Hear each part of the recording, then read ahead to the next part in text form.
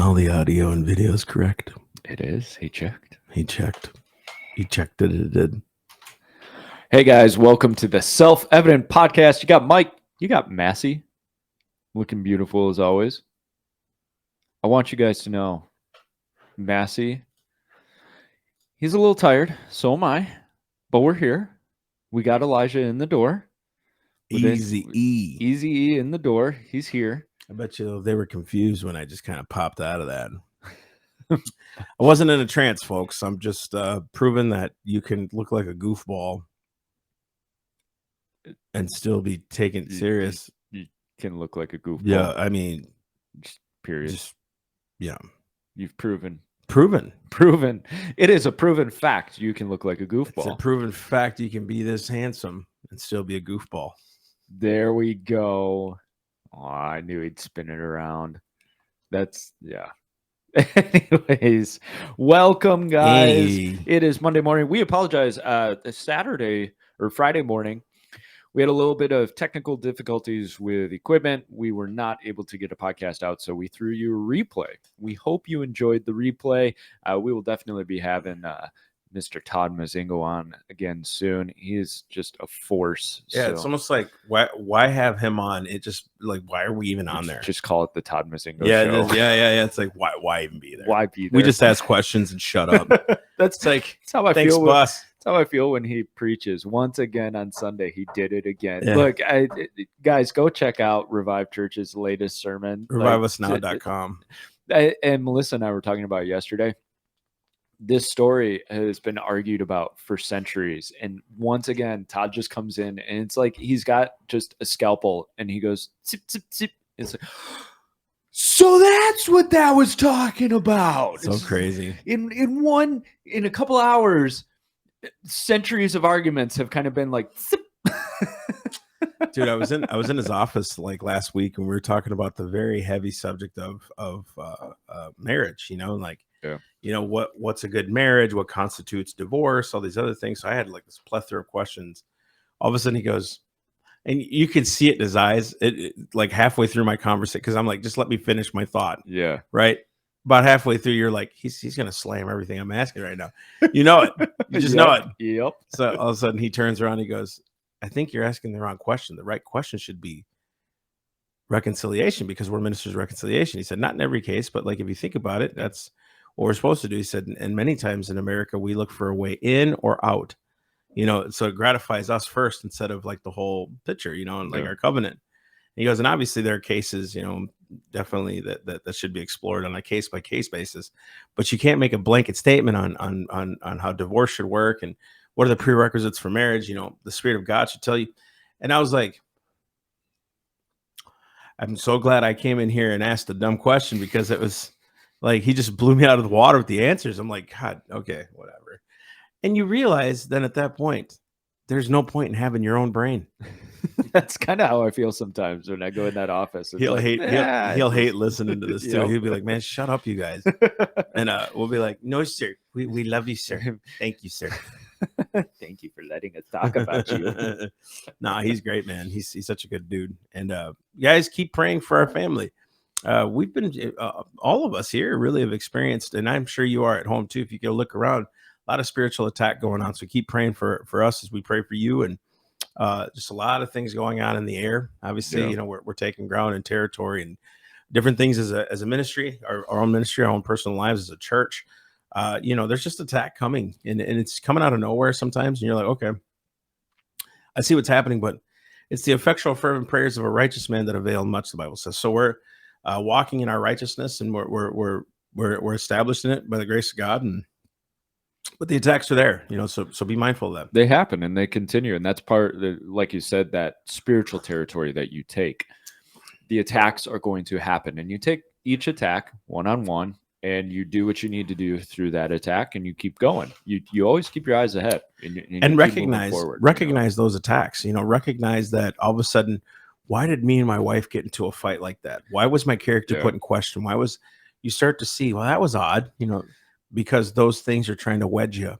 And the more he can take your focus off of him, or the more the enemy can take your focus off of Christ and put it on yourselves, The moment you put on yourselves, you leave the faith. Yeah. Because now you're operating in self and selfishness and pride.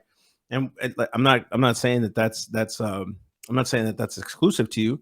I'm saying that could be happening, and you got to be careful. All of a sudden disease hits or sickness or something, and it takes your eyes off of him for a minute, puts it on you and your situation, and how are we gonna, just keep your eyes fixed on him. Hebrews, he's the author, he's the finisher. So it's that theme, just make sure you keep your. It's hard to do. It's not. I'm not saying it's easy, but definitely worth it. Where you're like, God, dude, people are really behind you. You know what I mean?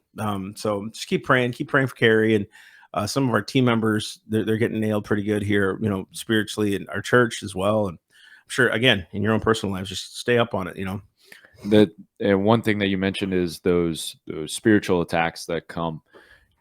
It's interesting because they'll come out of nowhere, and if you step back for a second, it's like you'll start to recognize this is spiritual right here. Like there have been times where Melissa and I have like started to really knock heads, and one of us will be like, "This is spiritual right now. This feels spiritual," and it's incumbent upon the other one who's like getting riled up to step back themselves and go, "No, you're right," because there's been times where her or me have been like, "No, I know you're right, but I'm still mad." It's just like totally. You got to step back and recognize, nah, this is spiritual. What's going on between us? Something's kicking up strife, and the more you get in tune with all of it, the more you'll recognize it feels different when it's spiritual. There's just something about it that's different, because it's out of your hands. Yeah, I think when it's spiritual, so it's absurd when it's you absurd, look at but it's it. also there's nothing you can physically do about it in the flesh, and so it's spiritual. Anyways, we're on some. Anyway. We're on some.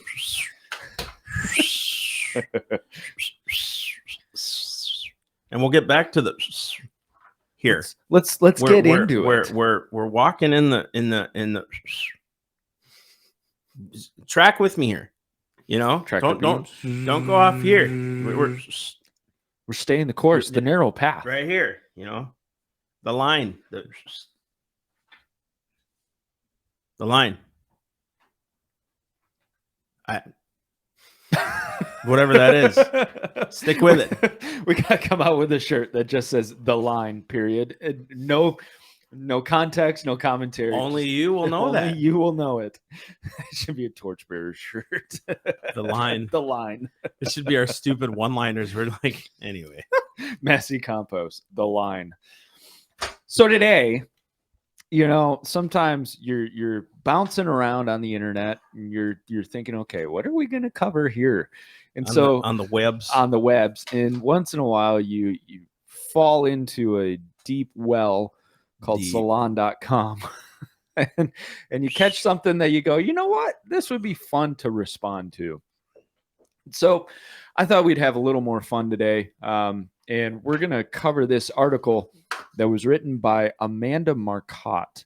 And the title of the article is "The Backlash to Christianity. Republicans are now panicked, but they only have themselves to blame." So the first question I would ask is, are Republicans panicked? Is that what we're going to say? Conservative panic? So by the way, Miss, okay, so as far as pronoun game, I'm not sure. Z, she, Xi Jinping? No? Okay, so we'll say that person. Sorry. We cannot assume that Amanda identifies as a human being. So we are going to refer to her as a noun. Individual. Not even. Maybe there's one of those multi-genders. Oh, no. So she could be just noun. I mean, if you put Z in your pronouns, I would understand that. I just like how you keep saying we're not going to refer to her. She is not identified as. I can't play this game, guys. I'm no good at this. I'm not practiced. So Miss Marcotte is a self-described atheist. She is author of Troll Nation: How the Right Became Trump-Worshipping Monsters Set on Rat Effing Liberals, America, and Truth Itself. She was obviously the most objective author I could find on salon.com. I love your face, man. It's a lot of opinion on salon.com. I love that book is her claim to fame. When you have time to really explore, What are we talking about today, Mikey? What's the basis we're talking about so people know? So in one line, we're going to respond to this article that's basically saying that Christians are too adamant about their beliefs and their positions, and that's why people are running from them. And so Christians need to just moderate their views. That's so funny because liberals aren't adamant in their views. And we get into that. Yeah, let's go. So let's get into this. Let's start this off. She writes, there can be no doubt about it. Religion, especially Christianity, while still powerful in American culture, is in decline. Fewer than half of Americans even belong to a church or other house of worship. Rates of church attendance are in free fall as younger Americans would rather do anything with their precious free time than go to church. As religion researcher Ryan Burge recently tweeted, among those born in the early 1930s, 60% attend church weekly, 70% never attend. Among those born in the early 1950s, 32% attend weekly, 29% never attend. Among those born in the early 1990s, 18% attend weekly, 42% never attend. In response to Americans losing interest in faith, Republicans are in a full-blown panic, lashing out and accusing everyone else, liberals, schools, immigrants, pop culture, you name it, for the shift in religious sentiment. Worse, more are advocating the use of force to counter this decline. If people don't want religion, well, too bad. More Republicans are arguing that Christianity should not be optional. First Amendment be deed. Huh? There we go. I mean, I understand that there are Republicans out there that are forcing certain laws, but to force Christianity, I haven't seen someone say. And what she does, and we'll get into this after we get into the stats, she and you'll notice a lot of progressives are doing this. They're attaching stuff like Roe v. Wade to religious fundamentalism. So the fact that Roe v. Wade got overturned, it was purely on a moral basis, is their argument, which not the case at all. The argument was not the morality at all. What was the case? Giving power back to the states to determine the jurisdiction of. But if you want to argue that it's in a moral case, then let's have the moral argument. Well, that's one factor for sure. That's definitely something you need to take into consideration, but they're just as moral about it. You know what I mean? So the left wants it to be where their morality is accepted. Their morality doesn't believe that it's a life. So that's a moral position. That's a moral position. Right? So to claim that all of a sudden it's religious fanatics or Christianity that want this done, I don't care who you are. Everything's a belief. Like, why do you have your belief? Because it's a faith. Something that I wish we could talk to these big scientists about. We should try to figure that out. But like the Neil deGrasse's, these Tysons, these guys, they talk about how religion is a crutch. It's like, your belief is your belief, though. Where does that come from? Right. Somewhere. So it's a belief in something. So they claim this. We've been in touch with other. You can't prove that to any human being that you've been in touch with something out there, that there's more than. That's so stupid. So you're basing everything on a faith. It's a what believe. It's a make believe until it's proven fact, right? Whereas nobody can deny, scholars included, Christianity, the Bible can be proven as a historical document. There are proofs in there that have happened. You know what I mean? So you could try to dog it. Christianity is one of those things that really has a grip. It's so funny. Listen to what she said and then try to demean it. Christianity still has a stronghold in America, but there's few people attending church. All you're saying is the power of God is real. Right. Doesn't matter how many attend church. The power of God still exists. So Xi Jinping, whatever, acknowledges this. You know what I mean? So to me, that's a win-win. Yeah, I agree with you. And she references a column on Fox News, which we'll get to in a second, and she tries to make that type of argument, but it fails because it just has to fail. It doesn't work. So let's go to slide 1. So let's look at the stats. Is she actually correct? Yeah, she's correct. So I'm what we don't do is try to sugarcoat or run from stuff here on our podcast. So if it's true that, hey, the stats are changing, we admit that. We accept that. Why? Because we need to work from a position of truth. So Pew reports that the percentage of adults 18 and older who describe themselves as Christians has dropped by nearly 8 percentage points in 7 years, from 78% to 70%. Unaffiliated has gone from 16% to 22% at the same time. Non-Christian has gone from 4.7 to 5.9%. Okay, she's not wrong. Now, I, as a Christian, I don't really care about that statistic. It doesn't matter to me, and here's why. I would rather see people stop labeling themselves as Christian when they really have no attachment to Christianity outside of a cultural, societal standard. I'd rather see them not take on that label than use that label and not live it out like they're supposed to. You know what I mean? Like I would rather see, hey, if we have 50% that identify as Christian, we know those are people who actually identify in their life as Christian, as opposed to and they walk it out. Yeah, their fruit is that of a Christian. Right. And these people think it's like, see, religion is declining. The less people are attending church. No, you're actually weeding out those who are never a part of it. Exactly. And therefore we have a job to do, church. That's really the common sense part of it. What is it? The Bible says that few there be that find the straight gate. I mean, was Christianity ever supposed to be the majority? I don't think so. I mean, that's according to Scripture. Not everybody followed Christ to the cross. I think what's so unique is when he feeds the 5,000, and he says to them, like, you're only here for the food. You're not here for the meat. You're not here for what I'm telling you. Right. So it's like, he wasn't in the position of like, you better follow me or else. It was like, dude, follow me. And it's your choice. I think that's what people neglect about Christianity. You know what I mean? There's no, like, he's not, what's the word I'm trying to say here without sounding, I'm not trying to be blasphemous here. He's not like in the business of trying to retain you. No.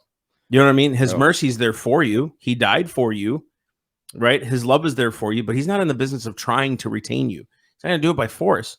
If you want out, you want out. That's your choice. And he bears that out, especially when he says, look, unless you eat of my flesh and drink of my blood, you can have no part of me. And people run. Now, from a fleshly sense, rightfully so. If you heard me say, you know what you need to do? You need to eat my flesh and drink my blood. Then you can be a part of me. And you're like, what? Yeah. What the hell is this guy just saying? Man, I'm going over there. That's right. But, and then the rich young ruler, he doesn't chase after that guy. He tells him the truth. It says the guy goes away sad.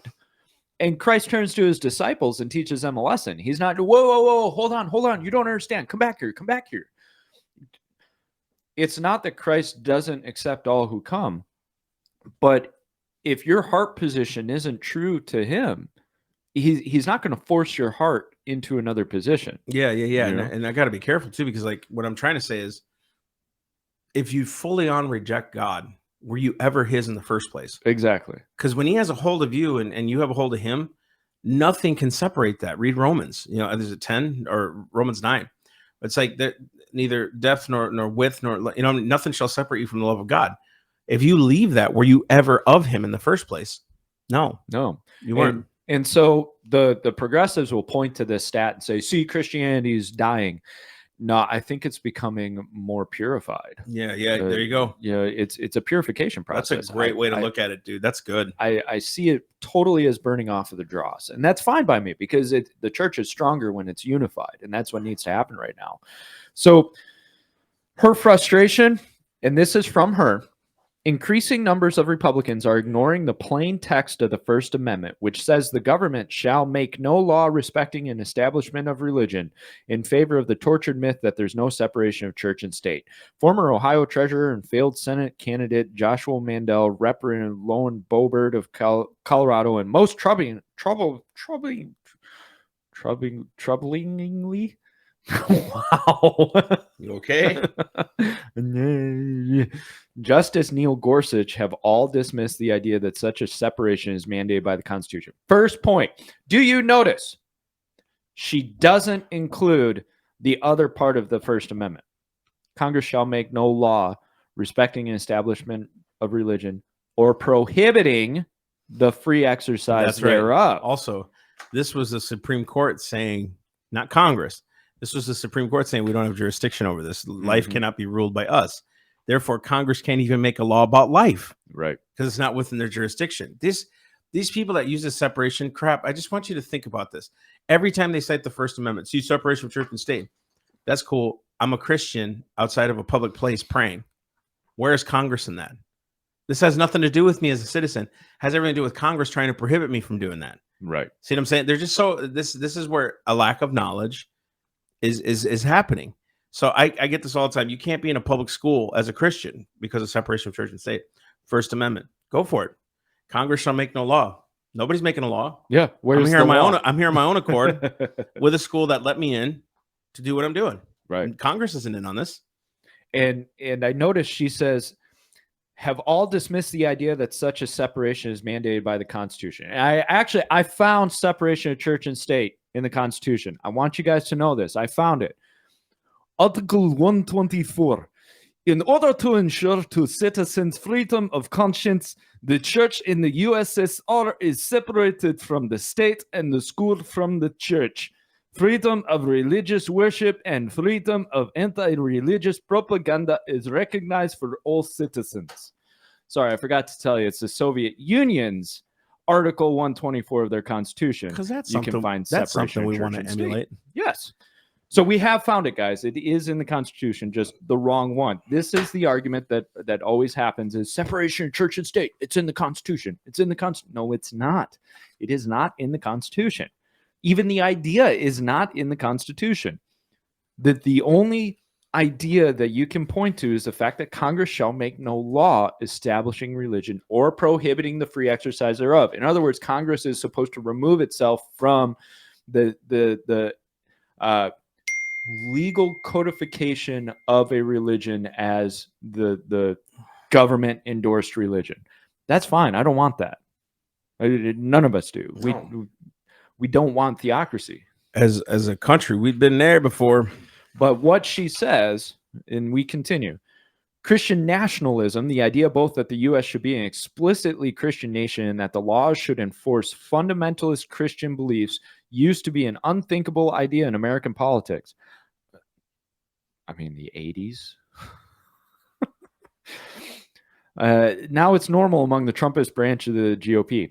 So I said, she's swinging at strawman arguments like a Don Quixote on acid, but there's a reason she believes that Christian nationalism is looking to enforce their faith in every sector. She says, this term, the Supreme Court ruled in favor of a high school football coach who wants to lead Christian prayers from the 50-yard line during games. So I got a clip of the announcers. I want to see that.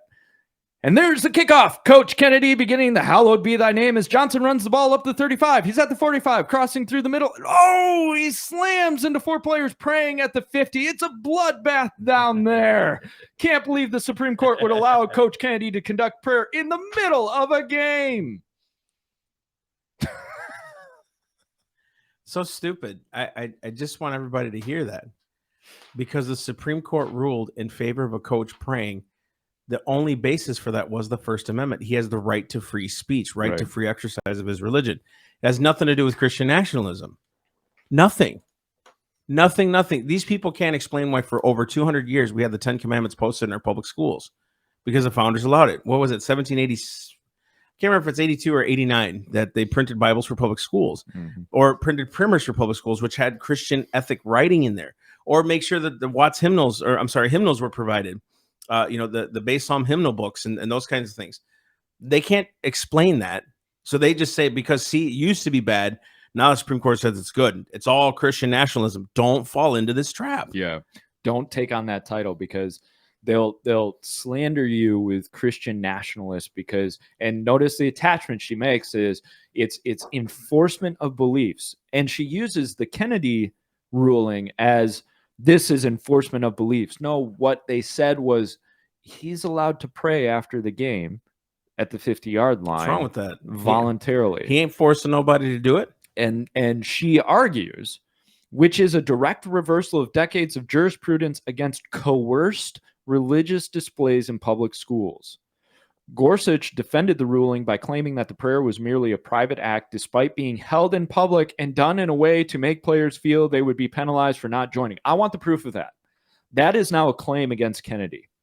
That what he's doing, he's also presenting it to the players that you'll be penalized if you don't include yourself in this prayer. She's making a leap of logic. Don't allow people to make these leaps of logic because that's not true, and you can't prove that. You cannot say that Kennedy is penalizing players for not being in the prayer, and not on the word of the one player who's like, well, I don't like that they prayed, so I feel left out. That's not enough. That's not enough to determine that he is actively discriminating against you because you won't be a part of the prayer. Right. And then listen to this next line that you wrote, that you put down. It says that the Washington Post reported this week that the activists are preparing to push religious worship into public schools nationwide. Your kid may be Jewish, Muslim, Buddhist, or atheist. Stop there. How do Muslims pray? They have separate prayer rooms in schools, right? Yep. How do Jewish people pray? They're in private. They're in secret. That's how Jewish, as far as I know, that's how they do it. Buddhists, they just hum a lot. Atheists are otherwise non-Christian, but too bad. But think about it. The thing that they're missing here is the religious context, because when Muslims want to pray, they respect that. Yeah. They do. Nationwide, that's what they do, right? This is where if you don't know scripture, you're going to lose this fight. It's going to sound like you're trying to push your religious beliefs. The Bible says you're supposed to pray without ceasing. That's the difference between our God and other things. We can be public about it. We're supposed to be evangelistic about it. And I don't care if you like that or not. That's how it is. We're not forcing that on you. My public display of Christianity, my lifestyle, really, truly, guys, listen, we should quit preaching our lifestyle. I don't want to preach. It's just my lifestyle. Show your lifestyle then. Mm-hmm. That's what Christ commanded us to do. Show your lifestyle. It's supposed to be public. You're supposed to be praying for people in public and seeing them healed and delivered from bondage and demonic oppression. That's your job. That's your duty, right? So yeah, like you want to be public about it. That's kind of commanded. See, the First Amendment doesn't guarantee me the right to worship. The First Amendment guarantees my right to free exercise of my religion, not just to worship. Worship is just going into a house and just worshiping any religion you like. No, this is talking about we're supposed to have free exercise of our religion. That's the bottom line. There's nothing added to it or taken away. Congress shall make no law. That's it. You can't touch it. You can't breathe it. You can't talk about it. Supreme Court can't even touch it. Nobody can touch it. Do you know why? Because the Supreme Court can't make law anyway. So you can't rule on what religious action is unless it takes away the rights of another. If Coach Kennedy was trying to force people, including Buddhism, okay, I get it. Tell him to shut up. He can't force people to do this stuff. But if he's doing it on his own and people join him, so flip what? Right. I feel ostracized. Well, then start your own prayer group. See how long it lasts. And notice that's working from the position of I'm offended, so therefore you need to control your conduct. Exactly. That's really what that boils down to. I care. I feel ostracized. I feel isolated. I don't feel part of the group, and so therefore you need to stop your conduct. We'll get into a couple of stories of how this pot meet kettle, right? Let's go to slide 2. So David Marcus wrote, and she has a problem with this, and we're going to look at his bigoted Christo-fascist nationalist Ku Klux matronyxicism. He says, by the mid-1980s, America had spent decades removing religious symbolism and imagery from public life. This came in a state form with bans on prayer in school or the Ten Commandments in the courtroom. Also came in corporate form as brands veered away from explicit religious ideas in their ads. They became all Easter Bunny, no Jesus. So maybe it is no surprise that the youngest Americans, those born after 1990, have the lowest belief rate at 68% and also suffered the most severe recent drop of 10%. Even a person just 10 years older was exposed to much more public religion as a child. Nativity scenes outside state houses and invocations before sports tournaments were the norm, not the exception. He continues, but a case that Supreme Court is set to decide on may swing the door back to open more public displays of religion and faith. So he's talking about the football coach. This was before it got ruled.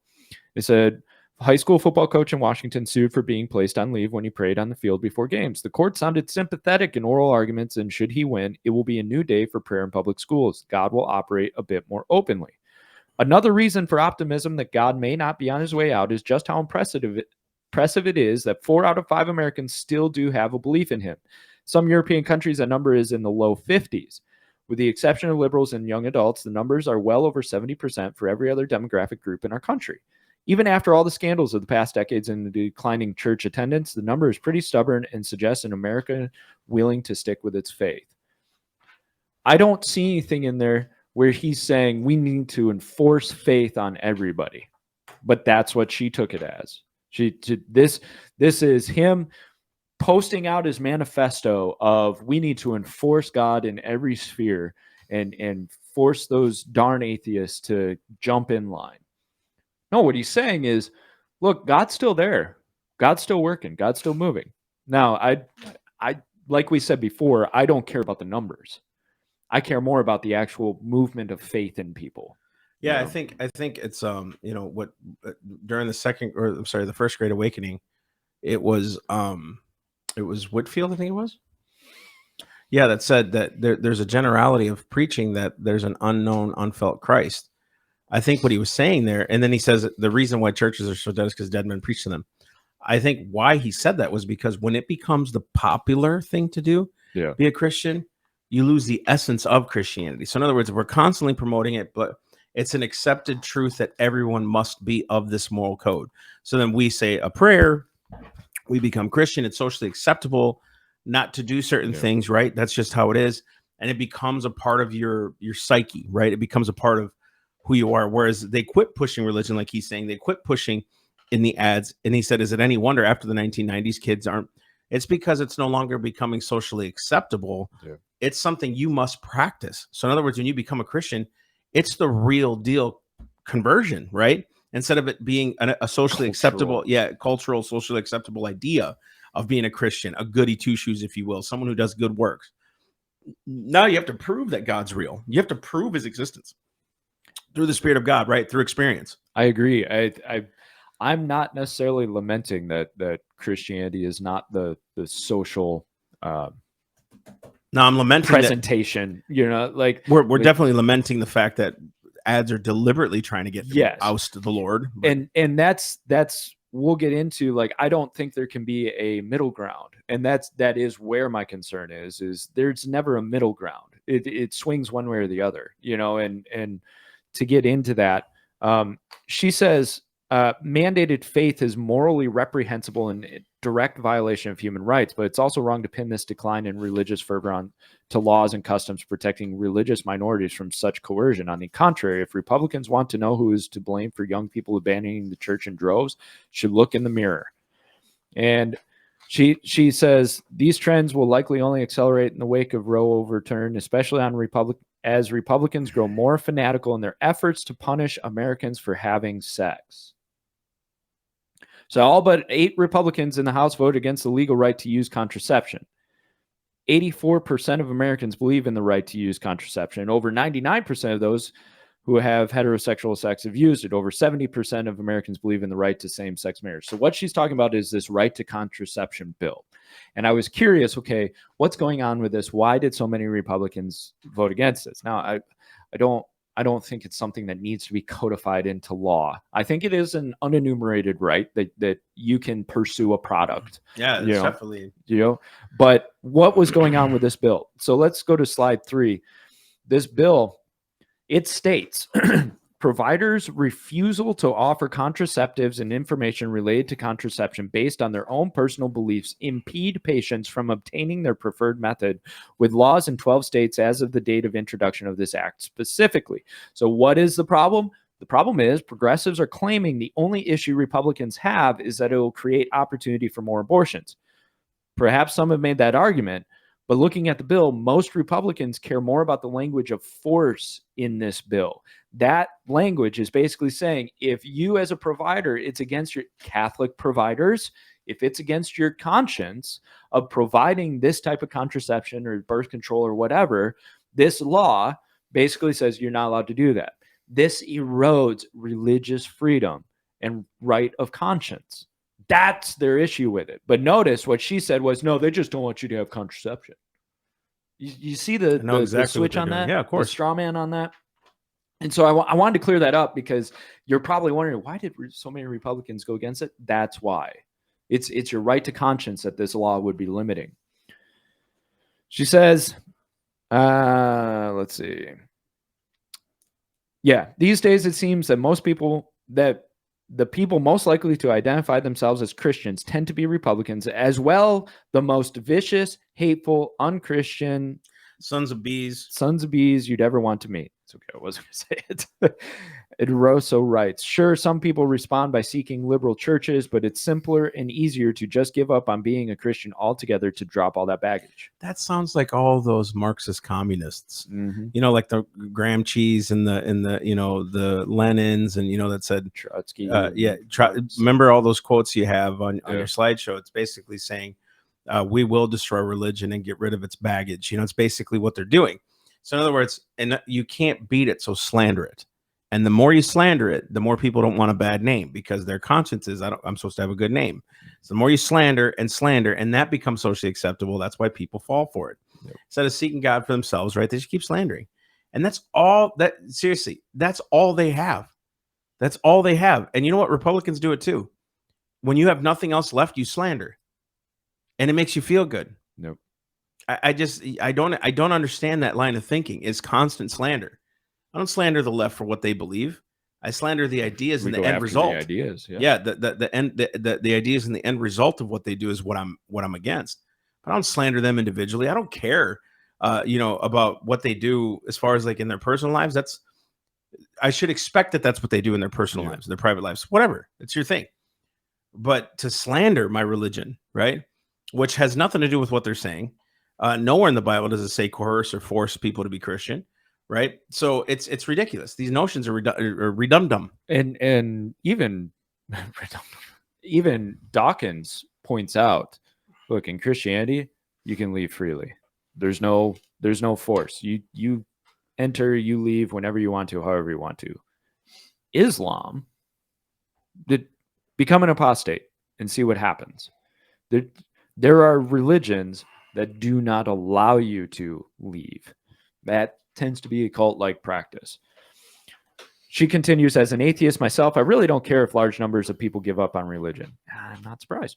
On the contrary, it seems like a sensible choice to me. But if Republicans don't like people losing faith, well, they need to admit they did this to themselves. If they moderated their views and made their churches more tolerant and welcoming places, more people would be interested in attending. And all this talk of forced prayer and Christian nationalism isn't going to help matters, but will instead make ordinary people hate them even more. As with the GOP-led book bannings, only leading more kids to read the forbidden books. PSA for you guys, be wary of your enemy's advice on what you can fix. Oh, wow. Look at that.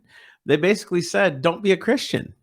Just moderate your views. Don't be a Christian. Don't be a biblical Christian. If you just relax on your positions, if you just relax on what you believe, we'll accept you. No, you won't. Dude, you know what's so crazy is, you know, if you would just not be so hard on thou shalt not lie, if you would just not be so rigid on don't commit adultery, don't look at women to lust after them, if you just wouldn't be so harsh on hating your neighbor, which is murder in the Bible, you know, then we would be okay. Then we'll be friends. In reality, they're not mad at you for those things. Matter of fact, they may agree with you and said, you know what, hatred is murder. That's true. Jesus was right about that. Dude, I've talked to many atheists about this. Jesus said himself that hatred is murder because it begins in the heart. And everybody's all about that love thing. They're like, oh, that's, you know, I can see that. I can understand. Mm-hmm. The one thing they're against is their lust. That is the only thing that they're against. They want sex. They want sex and they want homosexuality. This whole perversion crap, that's what they're against in Christianity. Yeah. Everything else, cool. Christ can help the sinner. They can help the poor. They can help the feeding the poor. They're not against any of that in Scripture, except when you hit their lust. So good, man. That is the only thing they're against because they've made that their idol. Sex is so much more powerful than we give it credit for. Dude, and I totally agree with you. It's a soulish tie. Yeah. And it entangles the soul. So what happens is you attack that. But listen to this side, Republican or Christian. When your lust gets hit because of the idol you've made, you become more. So you got to be careful what idol you present in your life, that the world now says you need to stop that. Well, when they come against Trump, how many Christians get up in arms about Trump? When I was Trump came out, when he was president, he said Schwab's doing a fantastic job. with this whole World Economic Forum. There's actual video of him saying this, like, and Klaus is standing next to him. Klaus has done a wonderful job. He's been Trump's like, I'm the king of vaccines. I'm the champion of it. I'm the one who promoted it. I'm the one who. So it's like when you start calling out that stuff and then you get pissed off and say, well, that's not what he really meant. No, that's what he meant. That's what he meant. Or when $8 trillion was passed on his watch, 7 trillion, I think it was, and you call that stuff out. I'm doing that as a citizen, not as a Republican. My president that I elected, that I helped see get in, screwed up sometimes. What's wrong with that? And you can't be afraid to do that. Well, if you do that, then you're going to take the focus off and give it to the Democrat. Are you telling me that we can't point out error anymore in our own party? That's idolatry. He's not a king. I'm sorry. And I'm not obeisant to any one person, you know? And well, not everybody's perfect. Well, shoot, neither's Democrats. Yep. And yeah, I mean, and so now we're going to give into compromise. Yeah, exactly. So therefore, then you're falling right into the trap of let me just acquiesce on this, and then we'll be okay. Notice the thing they're talking about, book burning or book banning or whatever, the gay agenda, the homosexual, the transgender agenda. It's all lust filled. It has nothing to do with anything else of Jesus except when you hit their lusts. When you hit the lust, then we're against it. Why is it they can respect everything that Christ did and said in that scripture, except when you come to their sexual perversion? That is the only thing they won't accept. It's trippy. Everything else is fine. They'd be cool with you. Hey, man, you want to go over there and pray? You want to do your thing? That's cool, man. Do your thing. But it's when you start to attack the lust, that's when it's over. You notice even the abortion debate. What's really at the center of that? What's at the root of that? I want to have sex and no consequence. Exactly. That's what they're saying. Detach the consequence from the responsibility of sex. We don't want to coach praying. Why? Because we don't want people to be hindered from having their own lusts. Yeah. That's it. They want to love their lust. That's idolatry. That's what idolatry is, really loving your lust. So this next section, I want everybody to take that point and look at this next section through that lens. And it's all going to connect, guys. It's all going to connect. So let's go to slide number 4. Sorry, technical. There we go. Cool. So book bans. You mean the books that are downright pornographic being read to 5-year-olds? That type of stuff? Oh, the horror, right? Republicans' attempt to foist their beliefs on others only causes more backlash against Christianity itself. Pot, meat, kettle. If you look at those titles, go ahead, look up those titles and see what the issue with those books was. There are problems with these books and what they're pushing forward. I mean, the first title is what? 2 boys kissing? Do I need to say more? Do we really need that in our elementary schools? Is that something that our 5 and 6 and 7-year-olds need to be presented with? I still don't understand why it is that we need to be introducing advanced, deep, spiritual topics of sex to prepubescent children. Exactly. Children who have no framework or context to handle sexually mature topics. But I'll move forward. Slide 5. But I digress. Parent loses custody. How about when parents are separated for their children because they won't just accept and promote their daughter saying she's transgender? How about when the same people telling us that we just have to get used to the high prices of gas because of climate are jet setting around, or worse yet, taking a 3-minute flight on their private jet? What about when the church was told they just want the same rights as you? That's it. Nothing more. There's no slippery slope. And that morphed into, if you don't publicly avow and promote our gay agenda or transgender agenda now, we'll force you out of your job. Like the female soccer player who recently was benched because she wouldn't wear the pride uniform. Slide 6. This soccer player didn't want to wear the pride uniform because it went against her beliefs. She got benched. Oh, and by the way, the team apologized for re-signing her this past year. They apologized to their fans for the fact that they re-signed a Christian. Who's foisting beliefs on others? Yeah. The solution is to moderate your faith and align with the culture, right? That's what you're being told. If you just align with the culture, moderate your faith, just wear the jersey, just promote this idea in your kids' head. Just allow your kids to read this book. That will win you people in your seats. They'll make you relevant, and even better, it'll make you palatable to the progressive agenda. Your church will be saved if you just accept this agenda. If you can just give up your old, stilted, phobic views on just a few issues like sex or science, abortion, marriage, one way to God, all that other stuff, you'll be okay in their book. And hey, you might even win some people to say that they go to church regularly. And isn't that the goal? Don't we want more people to say they go to church regularly? Isn't that the end of it all, guys? Is that our goal? No, the goal is true Christianity. Like, I'm just going to read this fast, few verses. 2 Timothy 4, it says this right away in verse 1. I solemnly charge you in the presence of God and Christ Jesus, who is the judge to the living and the dead, and by his appearing and his kingdom, preach the word. Listen to this. Be instant in season, be ready in season and out of season. I never understood that until I just read it slower, right? Be ready instant in season and out of season, when it's acceptable and even when it's not acceptable. You preach the word, right? Listen, reprove, rebuke, exhort with great patience and instruction. He's not talking to the world here. Listen to this. He's talking to the church. Watch. For the time will come when they will not endure sound doctrine, but wanting to have their ears tickled, they will accumulate for themselves teachers in accordance to their own desires, and will turn away their ears from the truth and will turn aside to myths. What the world says about Jesus Christ, what the world says about religion. They're going to try to entangle you in your own religion. If you would just turn away from being the Christian that you are and put yourself under this basis to accommodate us, you've now removed the essence of the Spirit of God, and you put yourself back in works, because work says I'm supposed to be nice to people. That's what the Bible says. I'm supposed to be kind when you don't read the scriptures. So now there's no longer sound doctrine anymore. There's now your emotion. Your emotion takes over the sound doctrine part. And when you read sound doctrine, there's no emotion in it. It is literally Christ knowing what is good for that person. Sometimes we think of our situation, and we really say this in our own selves. All things work together for good, man. It's just how it is. I got to trust the Lord. You have to trust as well. I heard Jackie Perry say something like this.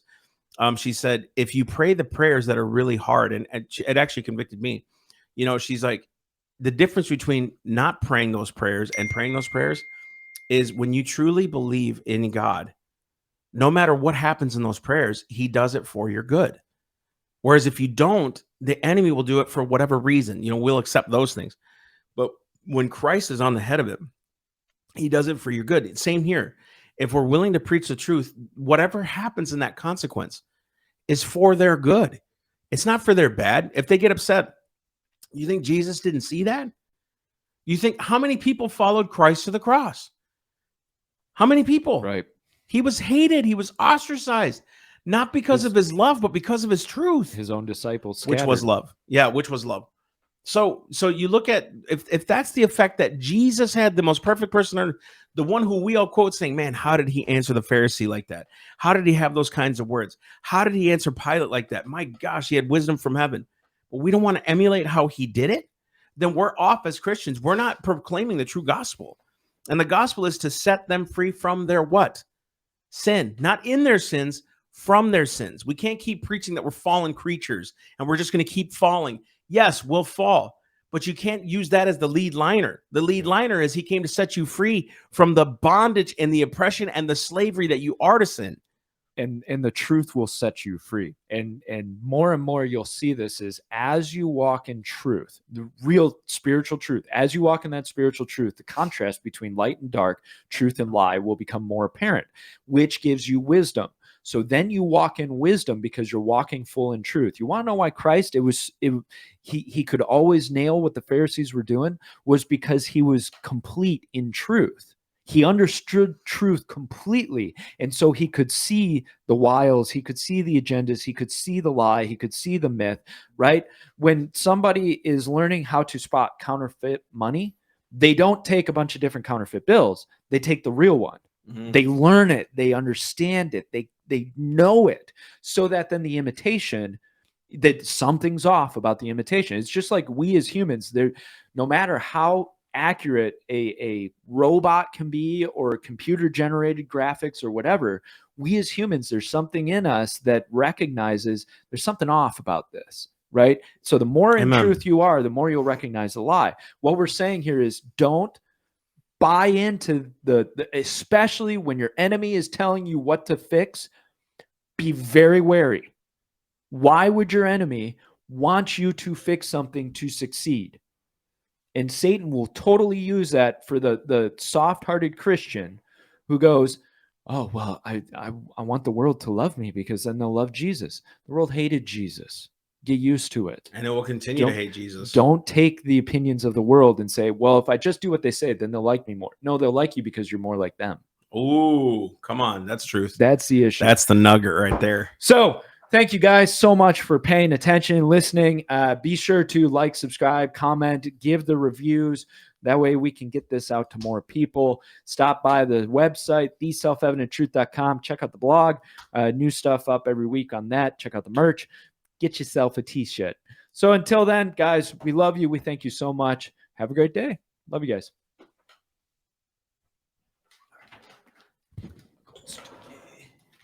Hey.